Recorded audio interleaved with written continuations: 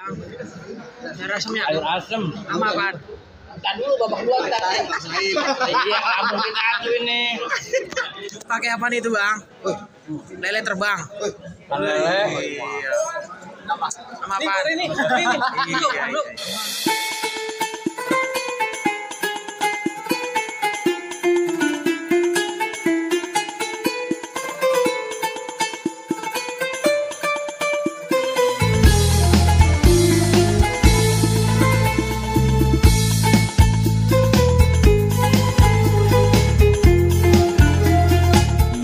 الشيطان الرجيم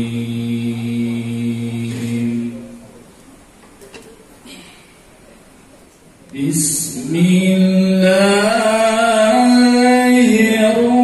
الرحمن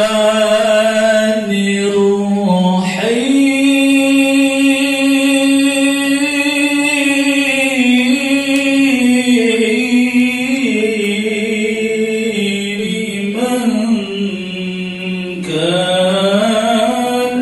يرجو الله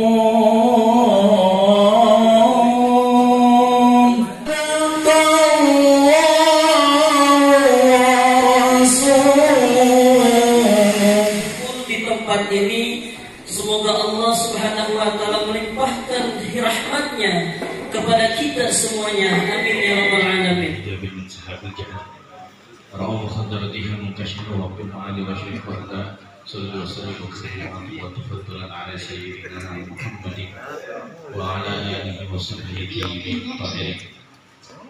أشهد أن لا إله إلا الله وحده لا شريك له وأشهد أن سيدنا ومولانا محمدا عبده ورسوله لا نبي بعده. Hadirin mukarramin yang saya hormati dan kami muliakan para alim ulama, para asatidz, khusus para materi, Bapak Sidik, Bapak Yayat, Bang Putbi, dan para besar yang lainnya, mobil khusus ketua kita yakni Al-Ustaz Bang Haji Rohedi, dan para ketua-ketua DPD dari Jakarta Selatan, Jakarta Utara, Jakarta Timur, Jakarta mana lagi ya Bang? Jakarta Pusat. Mudah-mudahan kita doa maka Allah bituli hayati wa nafa'ana bihi bi ulumi fitrin amin ya rabbal alamin. Dan tak kalah pentingnya para sahabat, para teman-teman yang udah dari setengah 7 datang. Iya. Ketua DPD Jakarta Barat yang beliau.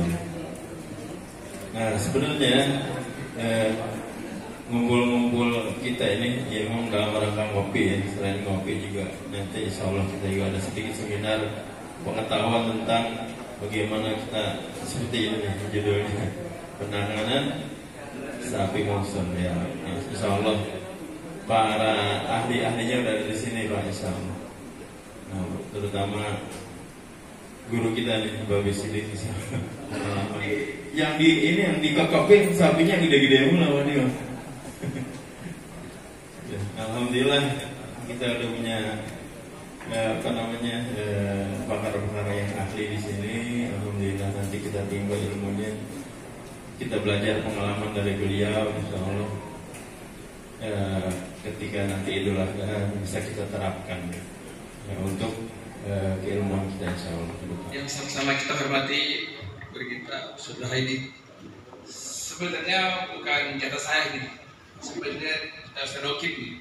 Saya tembak ini nih. Kan tembak-tembakan lah kita. Jadi kita langsung ke acara aja karena waktu ini juga udah siang. Saya juga banyak acara. Nah, buat teman-teman sekarang ini yang punya problem penyembelihan atau ngasah, ya kayak gimana caranya udah ungkapin aja. Sekarang kalau misalnya ditanya, kan udah pada nunggu nih dari menanya, ya silakan aja gitu aja. Kita masalahnya sini semuanya udah tahu kan ya, yang namanya yang mau potong udah tahu dari yang potong. Terus yang cara ngasah dia udah tahu cara ngasah. Tapi kalau yang belum tahu ya silakan tanya aja kayak gitu. Misalnya kalau misalnya motong monster sapi gede, ya apa judulnya pengalaman untuk motong sapi yang besar, kayak gimana caranya? Nah, Coba ada yang mau tanya kayak gitu. Nah, siapa? Assalamualaikum warahmatullahi wabarakatuh. Waalaikumsalam. Assalamualaikum warahmatullahi wabarakatuh. Saya Anto dari DPD Jakarta Utara. Saya menanyakan masalah penyembelihan saja. Saya mau nanya, kenapa ya kadang-kadang kita potong sapi itu ada salah satu urat itu setelah dipotong sering pertama keluar, kemudian ada yang mampet gitu loh kan. Penyebabnya itu apa gitu? Makanya sering dikasih tahu sama guru-guru kita di utara, tolong dikoreksi lagi, jangan setelah potong ditinggalin. Tolong koreksi lagi. Kadang ada yang mampet, itu kenapa penyebabnya kan? Terima kasih Bapak dari Priuk yang telah tanya. Itu begini Pak, kalau yang kita kalau misalnya memotong sapi yang biasa kita potong terus ada mampet di situ, nah seandainya kalau mampet kita mesti bawa pisau 2, jadinya ada cadangan. Jadi jangan pakai pisau itu lagi, kita koreksi dulu nih. Setelah potong kita koreksi, jangan tinggal dulu, jadi dulu. Tapi rata-rata mah jarang yang mampet, itu jarang banget dah. Karena kalau potongannya benar, nggak digodok-godok, nah itu hukumnya pasti langsung lancar caranya. Nah terus untuk potong urat yang udah putus itu yang mampet itu, ya kita mesti bawa satu lagi, pakai pisau kecil. Nah, nggak apa-apa itu, kita potong lagi urat-urat yang mampetnya. Jadi bukan dipotong 2 kali, itu bukan potong 2 kali. Itu karena darah yang terlalu kental, artinya dari gesekan pisau yang mungkin pisaunya kurang tajam, itu darahnya udah terlalu kental, udah terlalu beku, nah dari darahnya kurang lancar, kayak gitu. Itu rata-rata penyembelihan kayak gitu antara 3 kali sampai 4 kali, nah itu sapinya udah pulih sakitan, nah itu jadi dia darahnya nggak begitu deras darinya. Dan rata-rata yang saya pelajari di penyembelihan itu kalau yang kayak gitu mestinya yang penyembelih itu tahu tajamnya pisau dan caranya penyembelihannya.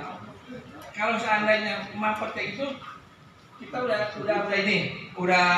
cek nih, masih lama juga keluarnya. Nah itu untuk apa? Biar lancar. Enggak jadi masalah itu. Enggak batal. Ya maksudnya penyebabnya itu apa? Itu bisa. Penyebabnya itu ya karena bukan pisaunya yang kita tajam ya, mungkin kurang tajam, jadi dia terlalu tegang sapinya, terlalu kental itu darahnya, jadi ya agak mampet. Kebanyakan gitu yang hitam darahnya. Yang sapi itu udah sakit dipotongnya itu hitam pasti mampet dia. Begitu. Rata-rata dijaga sih, kalau dijaga nggak ada kayak gitu. Yang rata-rata tuh kalau di ibadah, ya di masjid atau di mana-mana yang sering mampet ya kayak gitu banyak. Kayak gitu Pak. Ya makasih. Jadi jadwal pun karena nggak dikontrol masyarakat aja, jadi nggak tahu kan. Kalau di masjid kan tiap tahun kita kan banyak masyarakat melihat ya kan. Oke. Terima kasih Ustaz.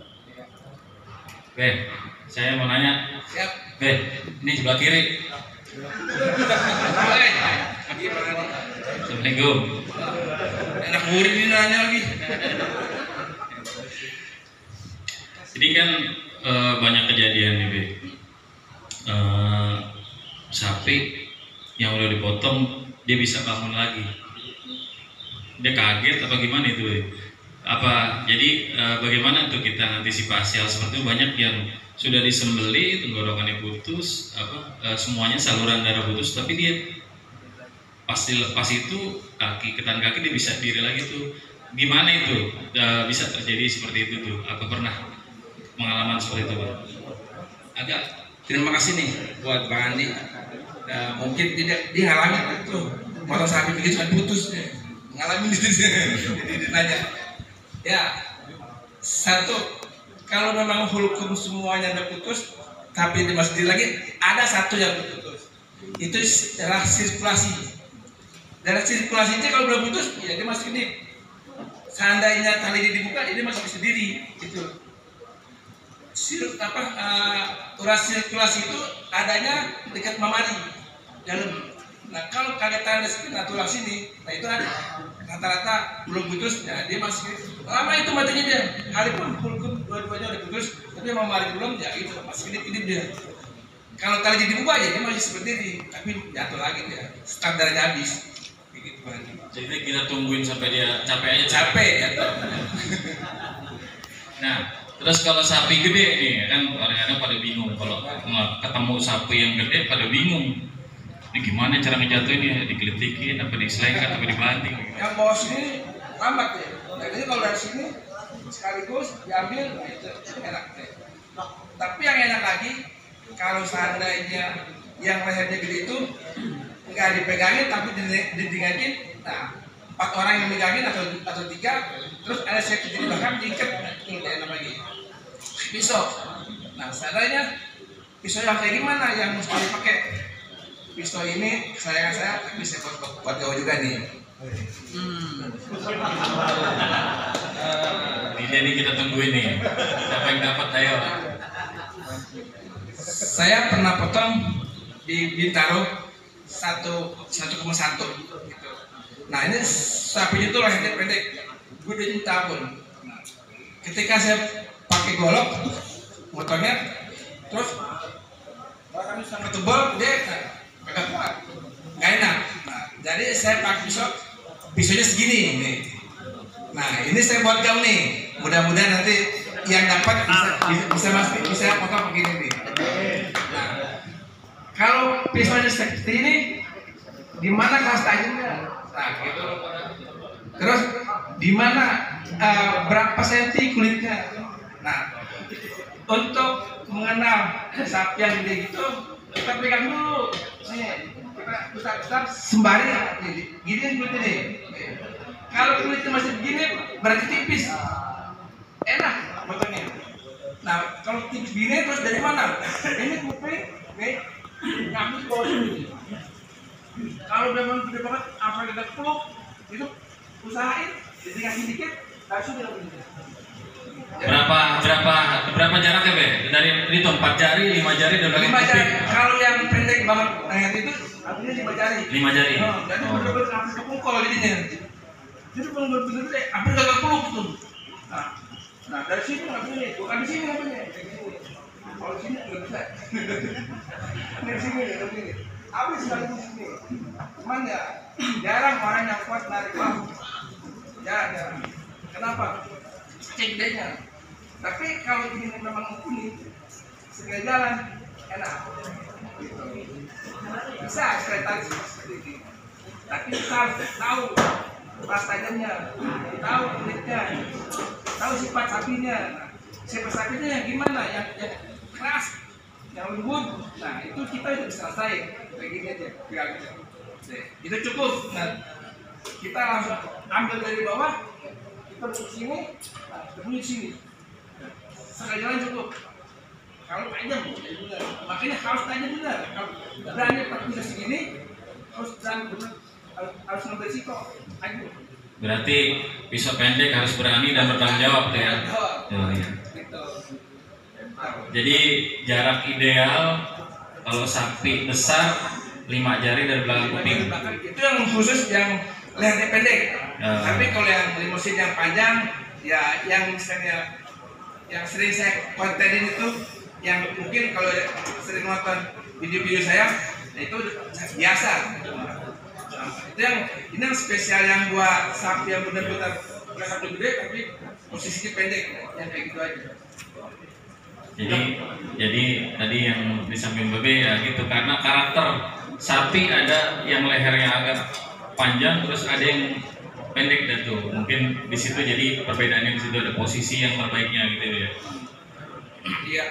Iya kayak gitu banget. Jadi kalau seandainya nanti teman-teman ketemu sapi yang kayak gitu, ya udah.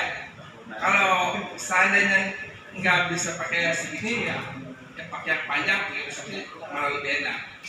Gitu. Karena kemarin di YouTube itu saya diminta coba Bebe jangan pakai golok, pisau deh, saya pakai pisau. Nah pisau ini. Nah sekarang ini pisau saya kasih gaul.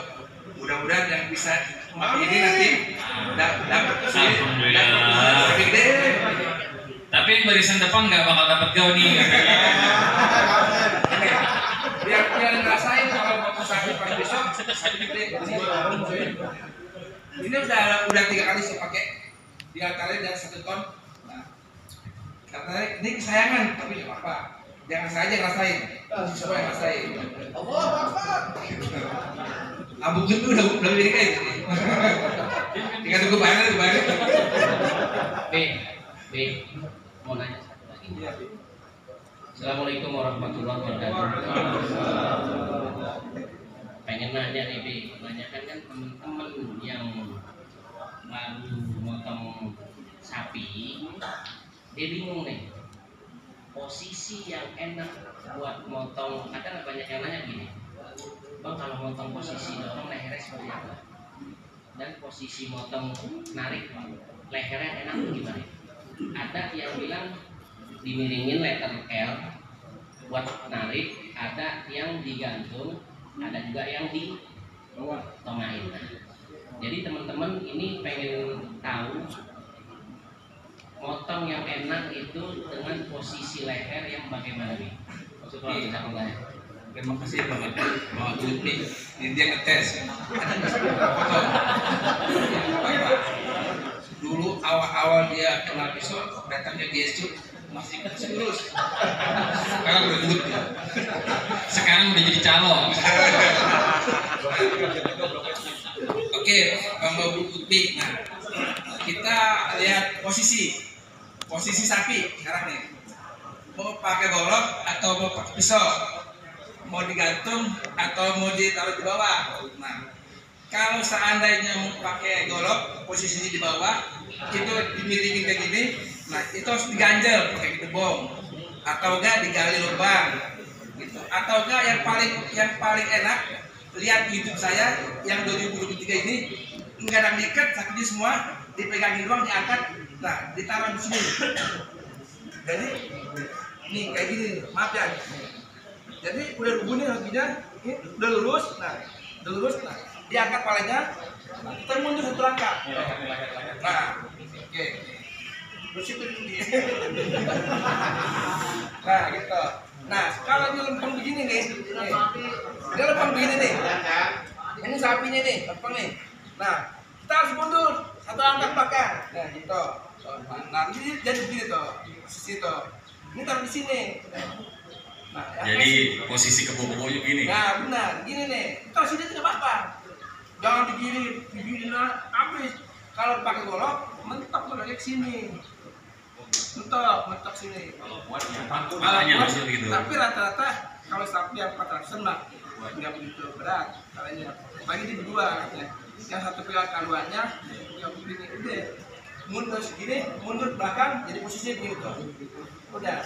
Nah, posisi motornya jangan di sini. Posisinya pemegang kepala nih. Pegang kepala ini. Oh iya. Dan sekarang pegang kertas. Pegang kepala ini. Iya. Nah, jadi kalau seandainya udah diginiin, nah, tinggal ngambil. Kalau seandainya bisa motong segini jaga, tinggal gini tuh. Nah, gini ambil di sini. Kalau seandainya ada yang mau bantuin memegang rem merahnya, nah tariknya di sini. Bukan gini ini. Kalau digini bukan nih. Nah, jangan. Nah ini harusnya begini, taruh sini tuh. Gini nih posisinya. Nah, gini. Nah ini kalau ini memarinya ambil di sini. Jangan di sini ambilnya, di sini kena pokok lidah. Keras. Nah, di sini. 5 jari dari situ. Kayak gitu bang. Kalau digantung malah lebih enak. Gitu. Tapi rata-rata kan kalau udah jalan pohon, rata-rata di bawah ada ini. Ada yang mau nanya lagi Pak? Kuat, ya. Itu rata-rata dilepas. Nah, tinggal eksekutor kan. Eksekutor juga. Iya, udah banget namanya. Pegangin. Dia malah takut kan, dia malah pergi. Dimin aja bang, jadi dulu. Kita nih, tempelin aja, jadi jangan dulu. Sampai ntar ada yang berani pegang kepalanya, digigit lagi, terusin lagi. Jangan, abang juga jangan lari. Kalau dilepas mau lari lagi. Jangan.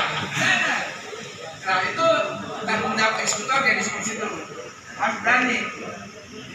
Itu bolanya jangan dilepas kan. Mau ditempelin di mana kan, mau di sini kan, yang penting kalau misalnya masih nempel nggak apa-apa. Kita biarin, yang penting kakinya dikit masih rapi kakinya. Ada itu kepalanya udah terlepas, yang bagian kepalanya kabur, itu rata-rata mengkabur dia otak, takut ya. Tahan dulu. Itu kejadian juga ke saya benar. Pistolnya perlu ajakin atau gimana? Misalnya kalau memang udah luka, nggak apa-apa, tapi lagi gimana ya? Nanti nempel ya. Nah, terus nanti kalau seandainya berdiri lagi, nah, baru kita berdiri lagi. Itulah. Emang banyak gitu. Makanya hati-hati kalau pakai kepala, kita mesti yakin orangnya. Pegang yang benar.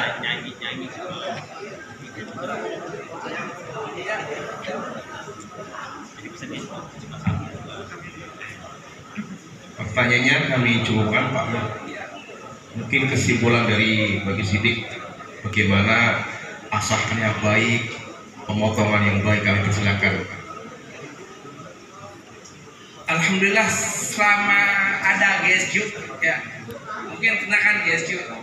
Jadi udah ada YouTube-nya, cara ngasah dari awal sampai akhir semua udah saya jelasin di situ. Cara pemotongan dari potong ayam, kambing, sapi, kerbau sudah saya jelasin semua, tinggal buka YouTube-nya aja. Tapi sekarang saya cuman kalau seandainya ketemu sapi gede aja yang itu yang semua orang yang pada nanya ya gitu.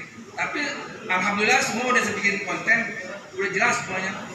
Tinggal buka YouTube-nya aja, itu Muhammad Sidik Official, semua udah tertera. Cara ngasah, cara ngelubuin, terus cara nyembelihnya, terus udah semua udah ada di sini, tinggal bukanya. Ya mungkin cukup sekian dari saya, mungkin dari guru-guru yang lain akan memberikan sambutan yang lebih baik. Ya. Terima kasih Bang Andi. Menyaksikan, wah gitu kan, dapat walaupun masih sedikit, dapat gitu. Nah cuman kalau pakai king, kita pakai saya airin gitu terus, tetapi secara hasil lebih di golpis gitu. Nah apakah yang mau saya tanyakan, apakah saya salah praktek atau praktek seperti apa gitu Pak, buat supaya kita dapat di king juga, di golpis juga, atau mungkin ada referensi juga dari Mas Sidik batu mana yang sebetulnya lebih cocok dari masing-masing karakter pengasah kali ya. Kalau saya coba pakai yang kayak itu Pak, dari pangkal sampai ke ujung terus balik lagi sama, jadi putarannya sama gitu. Saya pakai yang itu gitu. Kadang-kadang juga pakai yang dari Bogor juga karena saya otodidak ya, belum pada tahap berguru sama salah satu orang. Kalau teknik ngasah sebetulnya udah lama diajarin sama sebelah Bapak Sidik ini. Ini kawan dari Bujang. Jadi baru benar-benar coba belajar di pasca Idul Adha ini. Mungkin arahannya Pak dari Bapak Sidik. Terima kasih. Sebenarnya kalau ngasah itu dasarnya 240 aja. Kalau 240-nya sampai tuntas, sampai overhaul, itu pakai batu king, batu apa aja, itu semua udah bisa. Yang penting dasarnya 240. 240-nya apa overhaul? Apa overhaul gimana? Dia ganti burnya itu sampai copot sendiri, memang agak lama memang di situ. Dari tekanannya misalnya 1 kilo sampai setengah kilo sampai 1 on, nah itu lambat, dia copot sendiri, jangan dicopotin. Setelah copot baru ganti lagi. Nah kalau kita mau tajam di super tajam, kalau di king di misalnya di 6.000 memang ada jadi 6.000, itu kalau dari 240 tambahin lagi bisa di 1.000-nya kalau ada. Nah itu di 1.000-nya biar bener-bener overhaul juga, sampai keluar bur lagi buat naikin ke 6.000-nya gitu. Setelah tajam di 240, di 1.000, itu mau dipakai mau pakai minyak atau mau pakai kingston yang di 6.000 pakai air, itu udah jadi masalah, udah enak. Yang penting dasarnya udah tajam. Dasarnya itu kalau teman-teman mau ngasah, jangan burnya itu jangan dicopotin. Misalnya nih, ini kita ngasah nih, udah bagus semua. Jangan diginiin kayu jangan. Terus aja. Saya ada 40-nya. 40-nya apa rontok? Sebenarnya ini kuncinya. Apa diajari? Jangan bisa, jangan tahu. Rata-rata kan orang rata-rata itu yang di batu, jangan di batu. Jadi kalau benar-benar mau tajam, bisa itu kayu ini. Ini 40-nya 2 jam, apa rata, apa habis banget. Dari tekanan 1 kilo ditekan sampai nyambang, habis nyambangnya. Nah terus yang di batu sana udah dilakukan dulu lagi, udah tinggal ngurusin aja. Yang bikin tajam semua itu ngasah, burnya dicopotin, terus belum kan udah di batu. Rata-rata orang terus sekali pakai, kok detik lagi itu bukan yang matanya yang tajemin, burnya yang tajemin. Kayak gitu. Makanya kalau eksekutor yang udah bisa ngasah, itu benar-benar diperhatiin sampai keluar burnya dari tekanan tinggi sampai benar-benar rendah, dari 1 kilo sampai 31 on. Jadi pertama kita dari bur kenceng biar keluar burnya tuh biar rata semua, rata tuh. Kalau misalnya abang motornya tarik ya, itu kita bikin operasinya di belakang nih. Di belakang itu misalnya dari sini sampai sini itu buat tarik, buat buka itu. Benar. Kalau seandainya di sini aja belum tabung, nah di sini buat ngerem, sini nggak apa-apa, nggak apa-apa aja. Yang penting pokoknya aja. Tapi kalau dibikin dari keseluruhannya rata-rata nih di sini hancur nih, tulang. Tapi kalau di sini dibikin 10, di sini dibikin 5, aman. Rata-rata kalau ngasah apa kayak gini, nih, itu paling 2 jam lah, betul-betul enak tadinya. Udah finishing. Udah finishing. Kagak. Ternyata kalau udah keluar dari itu udah gampang. Udah enak. Pindah batu aja. Tapi kalau mau tanya banget, jangan pindah batu sebelum ini kamu dari sini. Pindah batu dulu.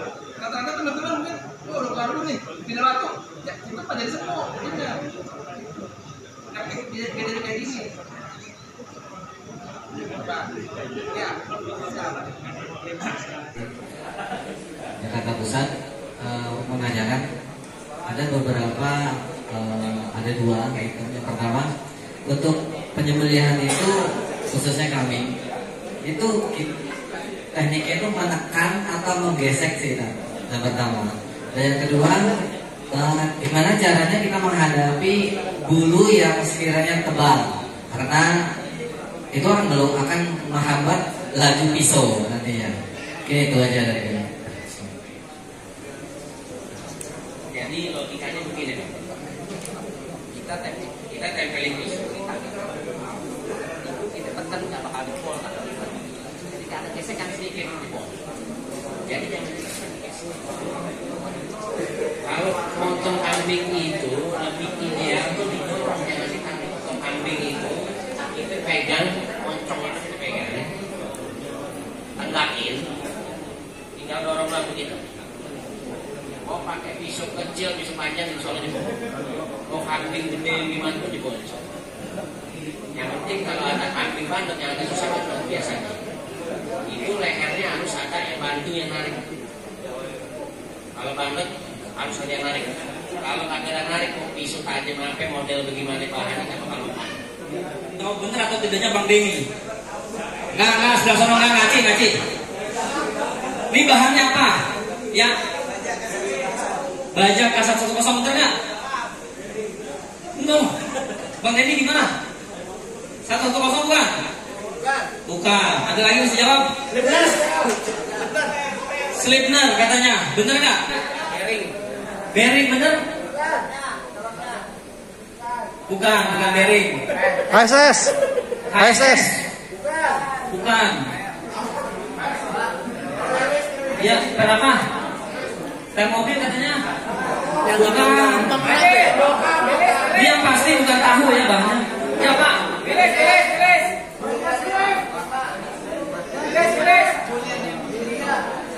Apaan? Demo 5. Demo, bener nggak? Cepat. Nggak ada yang bisa jawab. Ya udah bahasanya. Pego pertama. Cepet-cepetan aja ya. Yang dicantumkan di Juleha Gersit ya. Juleha dulu.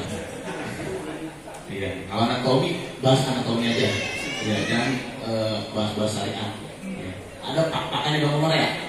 Iya. Kayak itu ngomong syariat lagi ya. Ribet gitu. Kenapa kita bilang aja?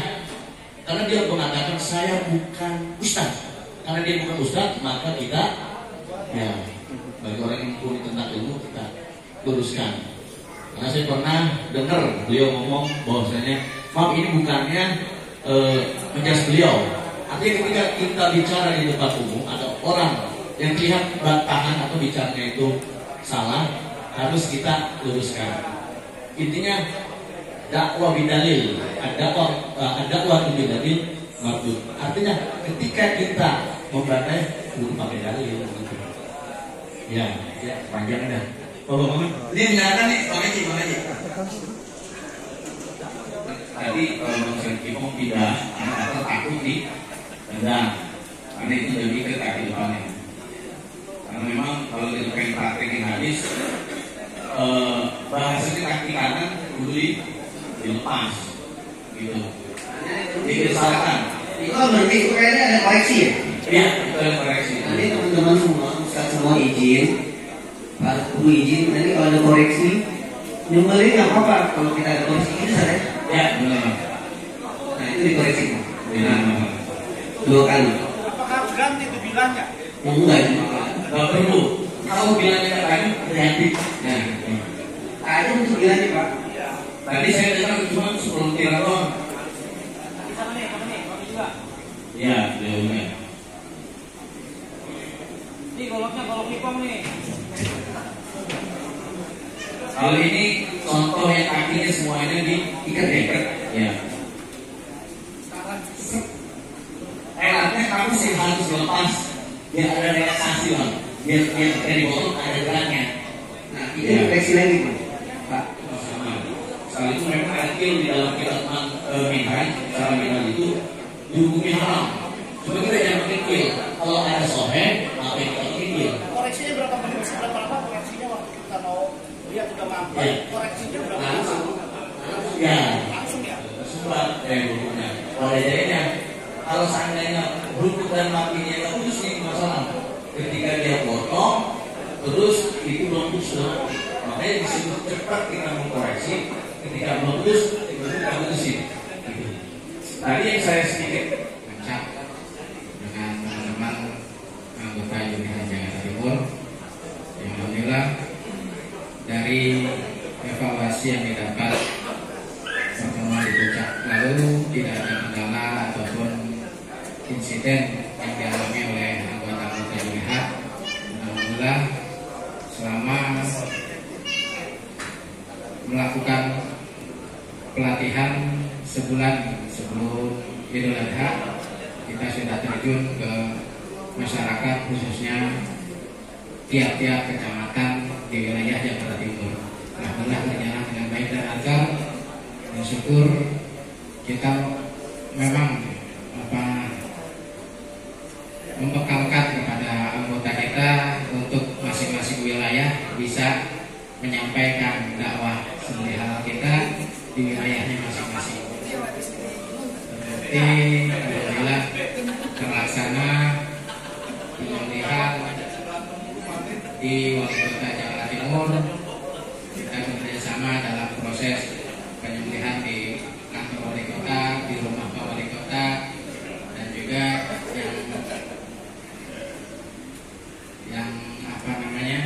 yang lebih alhamdulillah di rumah menteri, lupa saya menteri apa, Pak Zul ketua PAN, itu juga dari saya juga Pak Kang Andi Betawi dan Bang Bahrul. Kita dipercaya dari Luraha untuk menyembelih hewan di tempat Bapak Haji Fikri Hasan. Kebetulan yang dipotong ini disembelih hewan-hewan besar semua, rata-rata 700 up semua, sampai 1 ton ada. Yang menyembelih langsung ya master kita nih, Bapak Kang Andi Betawi. Alhamdulillah berjalan dengan lancar. Jadi, nah ini juga nih proses penyembelihan Kang Andi Betawi nih. Ukuran 8 kintal up sekali tarik, luar biasa beliau. Subhanallah ya. Mau nggak gilanya? Bisa sekali tarik pakai pisau 20 cm. Banyak belajar juga kita dari beliau. Pada siang hari ini dari Jakarta Utara kebetulan ada dokumentasi. Jadi ini dokumentasi tahun 2022 di Islamic Center Jakarta. Silakan Bapak.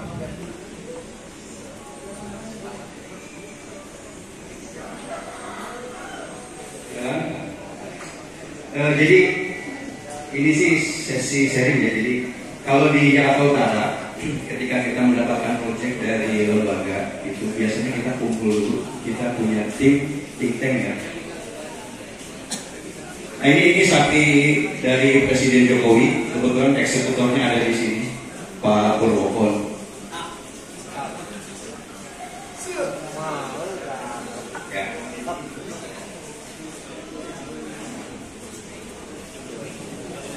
Ya, kalau kita ketika mendapatkan job dari klien, biasanya kita diskusi mendalam dulu ya dengan klien kita. Jadi jumlah sapi, kemudian bobot, jenis, kemudian kambing berapa gitu ya, kita detail. Dan kita nggak 1 kali 2 kali pertemuan. Nanti setelah itu kita bentuk tim kecil. Waktu itu saya sama almarhum ketua DPD Bang Redro, kita bahas berdua dulu sebelum melibatkan tim lebih besar. Di situ kita survei ke lokasi penyembelihan. Kita membuat skenario untuk proses penyembelihan. Jadi kita mulai dari plan A sampai plan B itu kita bahas. Jadi kalau plan A ini kita bikin beberapa line. Kemudian kalau ternyata line itu tidak bisa terlaksana di hari H, kita bikin plan B. Akhirnya yang dipakai plan B, kita nggak pakai sistem line gitu. Kan harusnya harus sistem line, jadi ada 4 line masing-masing nyembelih sampai turun daging gitu ya. Akhirnya kemarin di Islamik itu karena permintaan dari klien, dari pihak Islamik, dan kebetulan juga Islamik bekerja sama dengan pesantren Sulaimania dari Turki. Jadi kemarin kita motong 28 ekor sapi, 9 kambing. Kita mulai jam 7 pagi, jam 2 sudah dibagikan, sudah selesai. Itu. Jumlah personil yang terjun dari tim Juleha ada 35 orang. Nah kita bikin gitu, bikin skenario. Jadi sebelum hari H itu kita survei ada 2-3 kali kita datangi lokasi, kita bikin skenario. Tempat penyembelihan di mana, tempat pengiriman di mana, kemudian tempat bonding di mana gitu. Kita juga pilih tadi orang-orangnya yang tadi di video awal tadi. Kita bentuk panitia intinya, yaitu tadi yang di slide tadi. Kita,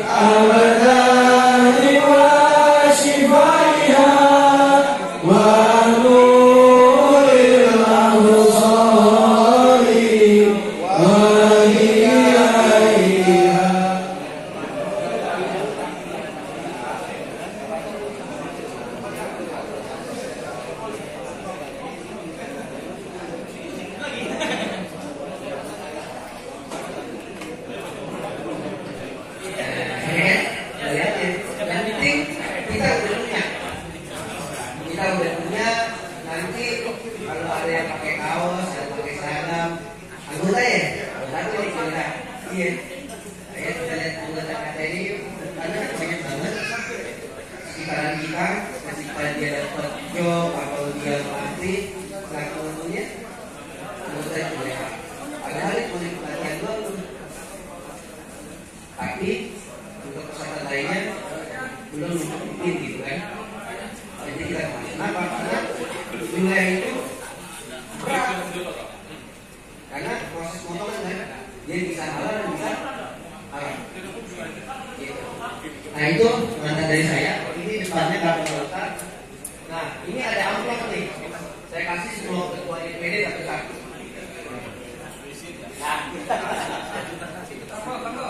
Amplop nih.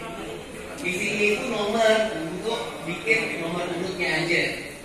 Jadi ini adalah depannya kartu anggota. Nah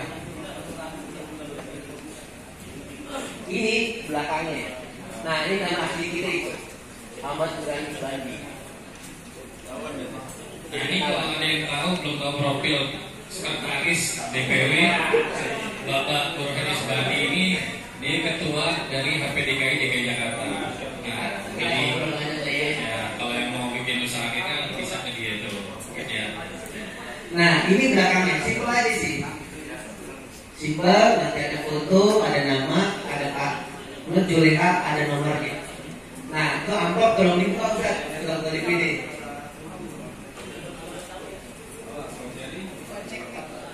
Tiga, berarti 003 itu, nah ini adalah Jakarta Barat. Barat. Satiro 05. Jakarta Timur.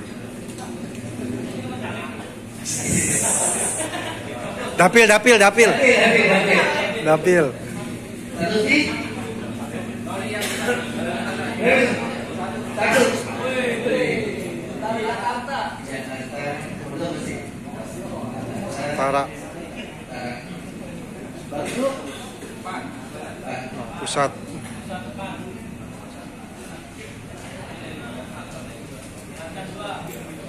Selatan 2.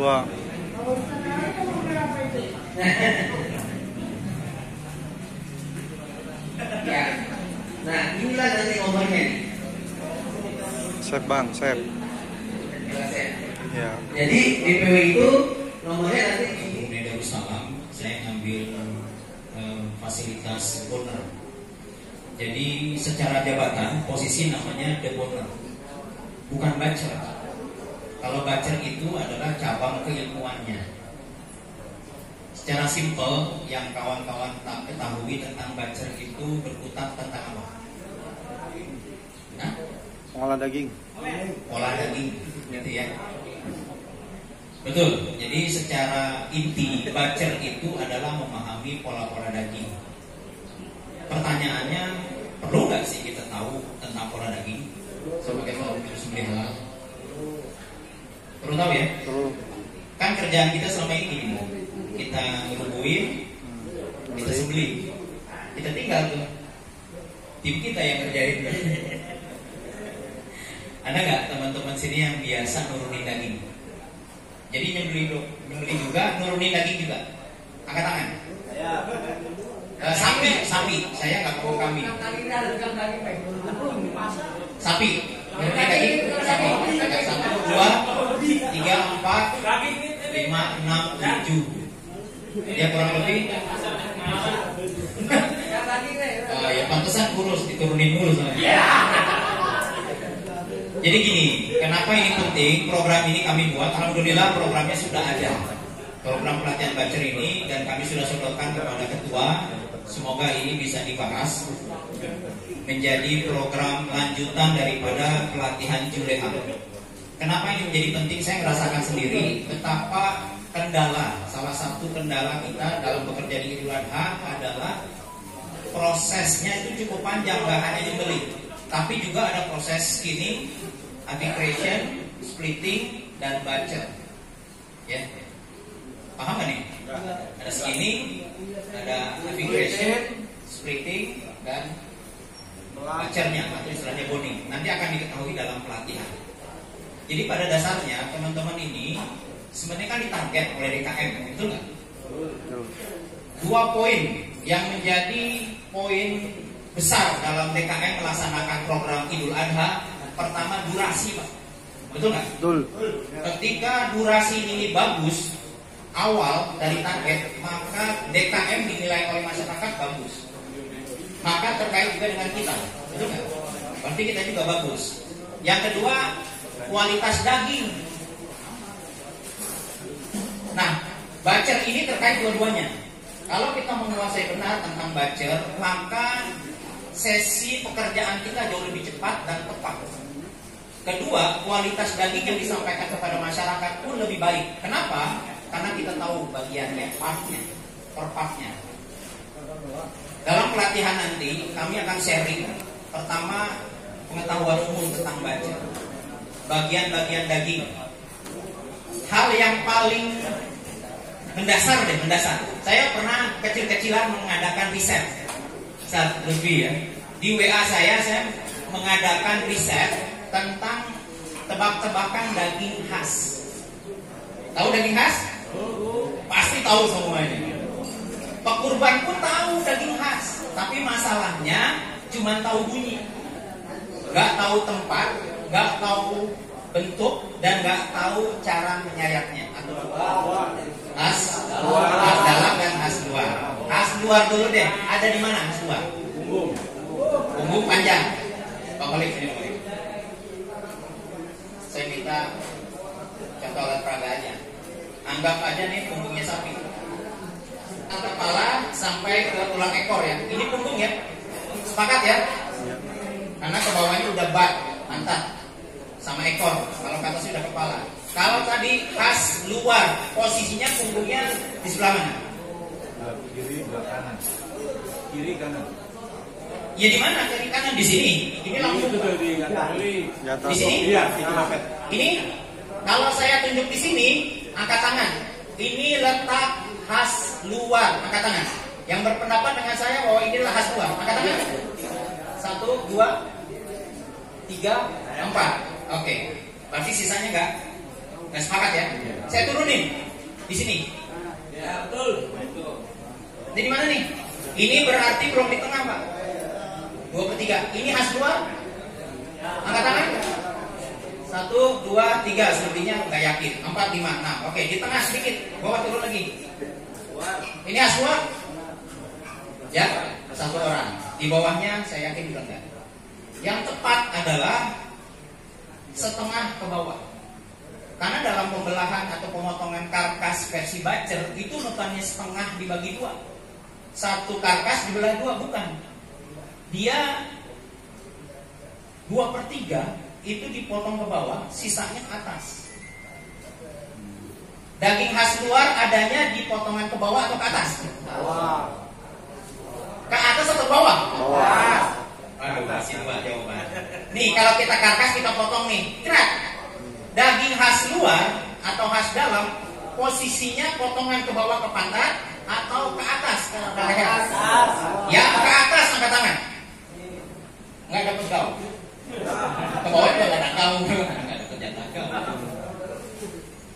Yang daging khas, dibilang daging khas itu potongan karkas ke atas, angkat tangan.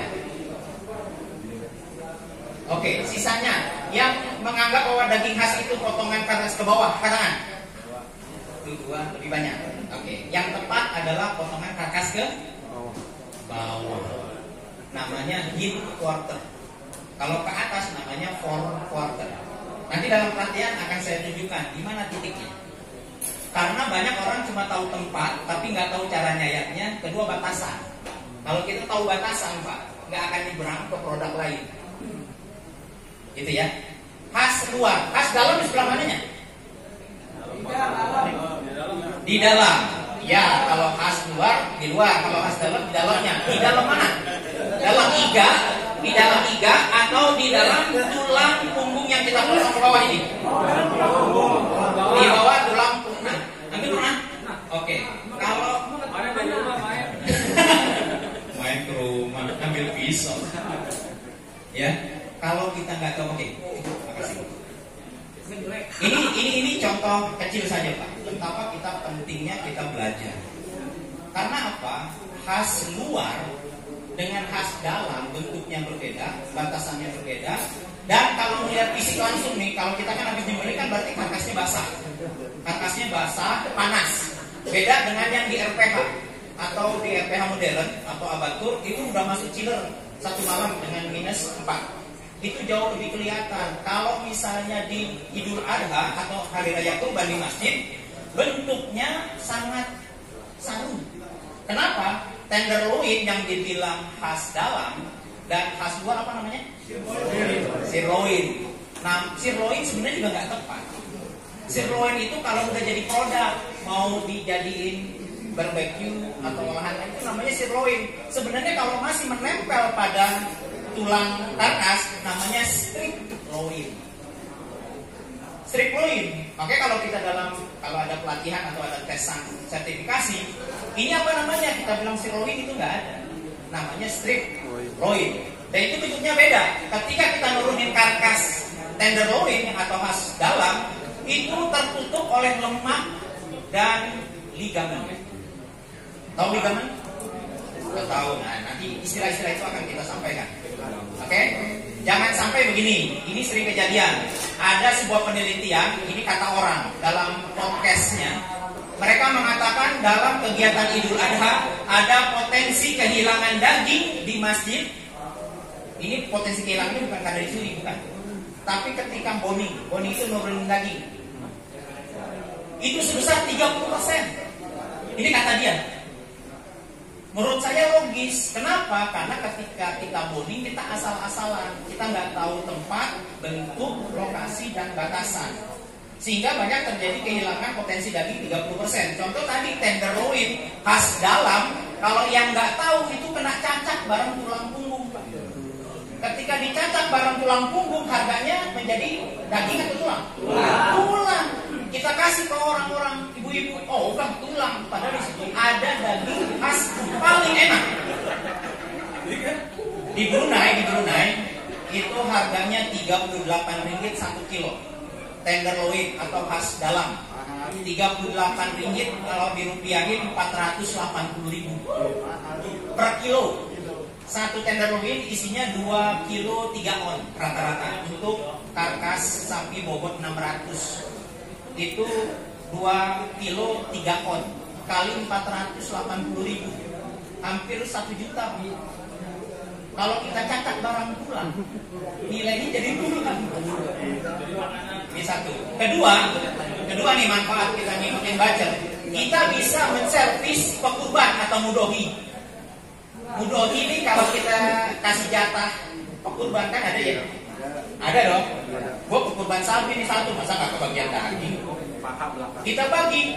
Kalau kita tahu partnya, kita tahu bagiannya, bahkan kita tahu tadi tentang khas dalam khas luar, kita bisa berikan, kita edukasi. Ini 2 buah daging yang paling enak dan paling mahal di seluruh struktur daging yang ada di sapi. Kira-kira enak gak dia? Nyaman gak? Dia pasti bangga. Oh Juleha ternyata ngerti tentang ini. Seperti itu. Saya pernah pengalaman sebelum saya berangkat ke Brunei, saya ada diskusi, ada orang lenteng begitu. Saya tanya, ada yang minta daging khas gak? Oh ada Cang. Terus ente kasih sebelah mana? Di sini Cang. Ini mana? Bulan Cang, kayak daging kelapa. Cakep. Yang nanya bego ya kasih tolol. Belajar, tenang belum belajar. Ya kan? Dia juga bukan anak Juleha, bukan gitu ya. Artinya gini Pak, jangan sampai kita seperti itu. Kita kejebak karena kita ini udah beratribut, kenceng banget atribut kita nih, ya kan? Ada yang pakai PDL, ada yang pakai PDK, ada yang pakai kaos, logo di mana-mana. Gak cuma satu Pak, 1, 2, di bawah 3, banyak banget logonya. Nah, begitu kerja, khawatirnya ada orang paham, betul nggak? Ketemu sama orang paham Pak, habis kita dilibas sama dia. Nah, Bapak Ibu, Bapak, program pelatihan ini saya kemas sudah disesuaikan dengan para bacer atau para penyembelih di Hari Raya Kurban. Kalau yang saya alamin di Brunei itu untuk restoran, untuk industri restoran, hotel atau supermarket besar. Kita nggak main ke situ, nggak perlu kita seperti itu karena kita juga bukan RPH, betul nggak? Kita hanya penyembeli pelaku jurusembelit halal tahunan. Maka saya sudah menyesuaikan program pelatihannya agar kita bisa menjadi seorang bacer versi Idul Adha. Saya sudah sesuaikan. Dan program pelatihan ini cukup 3 jam. Saya konsepkan 3 jam, jadi nggak perlu sampai seharian penuh. Kasihan anak bini. Dari Senin sampai Jumat kita udah kerja. Sabtu mancing, Minggu juleha, Senin diceraiin. Bang Catur baru pulang. Janus mau bikin nanya ya. Itu tadi kita dengarnya tuh loin apa gitu. Loin yang biasa dimasukin ke kotak itu loin kan gitu. Iya. Nah itu loin apa itu? Loin mau beda begitu ya. Nanti di pelatihan akan dijabarkan tentang perbedaan itu. Jadi gini, ada di dalam dunia baca ada 2 kelompok, 2 mazhab. Ya. Pertama Australia, yang kedua Europe. Europe ini di dalamnya ada Inggris dan ada Amerika. Istilah loin, kalau bapak-bapak semua lihat di Facebook, lihat gambar-gambar itu, kok kadang-kadang ada perbedaan istilah. Yang ini strip loin, ini sirloin, yang ini ada loin juga. Ternyata itu perbedaan daripada sisi mazhab tadi. Kalau orang Australia yang saya ngalamin di Brunei itu namanya strip loin. Memang mazhabnya Australia menetapkan itu strip loin. Bahasa Indonesianya daging khas. Loin itu daging khas. Khas banget. Kayak kita bilang sengkel. Sengkel itu gimana? Sengkel. Kan daging loin itu nama lokal tuh sengkel. Ayo, sengkel mana sengkel? Betis. Daging betis di kaki namanya sengkel. Kalau di bacer namanya shank. Daging kelapa, daging paha, namanya kenakel. Sandung lamur, ya di sini nih. Kita tahu gini dong nih. Sandung lamur di sini nih. Kalau bahasa bacernya namanya brisket. Nah, kalau misalnya Juleha bisa menguasai istilah-istilah ini, kayaknya lebih keren. Yes. Betul nggak? Betul. Walaupun bahasa Inggris ini situ doang. Ya paling nggak kan kalau kita nggak bisa kiai, belajar jadi kiai boleh. Gitu. Kalau nggak bisa profesional, belajar jadi profesional boleh lah. Ada bau-baunya begitu. Paling nggak kita jangan dijatuhin banget begitu. Kan di seragam udah 120, bisa 1,5, seragam ego. Itu mahal banget modal kita. Di lapangan juga dijatuhin kan nggak enak gitu ya. Jadi begitu teman-teman. Mudah-mudahan kemasan program ini bisa berjalan karena terus terang ini program trial Pak. Ini karena memang saya baru turun sebulan. 1 bulan ke sini saya sudah dapat tanggung jawab moral untuk membentuk sebuah pelatihan sharing baca. Makanya saya kemas 3 jam saja, 3 jam. Kita mau dipakai pagi dari jam 8 sampai jam 12 mesti selesai. Mesti selesai. Dan saya pastikan kawan-kawan mesti paham. Makanya dalam program pelatihan konsepnya metodenya saya pakai pre-test dan post-test. Jadi di awal bapak-bapak kalau ikut pelatihan ini ada tesnya. Jadi nanti akan diketahui seberapa dampak pelatihan ini. Selama ini kan kalau ikut pelatihan Juleha nggak ada ya. Nggak pernah ada tes awal. Nggak pernah ada tes akhir dengan soal yang sama. Soalnya sama. Padahal di tengah-tengah ada proses pelatihan. Betul nggak? Mestinya kita ada daya ukur untuk mengukur tingkat efek daripada pelatihan ini. Contoh, ketika di awal dia nggak tahu apa-apa, kita kasih tes, jawaban dia 0, nilai dia 0, nggak apa-apa, emang orang belum tahu. Begitu ikut pelatihan, ikut tes lagi post-test, dapat angkanya 80. Berarti pelatihan ini memberikan potensi pengaruh 80%. Kan bagus. Seandainya nggak menghasilkan apa-apa 0, nah ini perlu dievaluasi. Apa gurunya yang salah? Apa emang muridnya tidur? Atau emang program ini memang kan gitu. Makanya saya harap kepada DPW Satu Hedi yang nanti akan dituangkan kepada DPD, tolong tunjuk karena target awal ini adalah internal Juleha. Saya nggak mau ngambil orang luar. Internal Juleha dulu. Teman-teman yang jadi pengurus dan menjadi anggota Juleha dulu yang menjadi target pelatihan ini. Sebelum kita ngajarin orang, ngasih tahu orang, kita dulu belajar. Enggak, tapi memang benar-benar minat pengen tahu. Karena sayang Pak, terus terang 3 jam kita buang waktu, mendingan kita tidur di rumah. Saya pun mendingan ketinggian begini. Ya. Daripada kita berhadapan sama orang-orang malas, ya kan? Nah ini seminggu kita nggak bisa bangun, kurang dari seminggu nggak bisa bangun.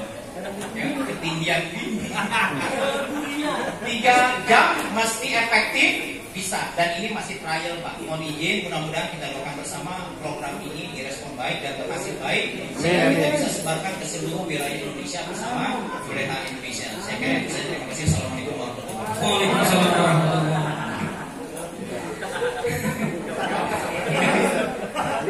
Sultan dulu pulang bareng. Muncak Agus diselipin di koper. Tadi jawaban pasti absurd. Mendingan kita cocok sesuai nomor urut. Bang, nomor saya belum masuk itu. Belum lo masukin. Yang terakhir nomor berapa? Siapa yang belum masuk nomornya di sini? Masukin supaya dapat. Masa itu DPW masih Muhammadin wa alihi wa sahbihi ajma'in. Mari udah ngangkat itu. ولا مريض إلا شفيته ولا حاجة من حوائج الدنيا والآخرة رب اجعل عنكم الحمد لله رب العالمين.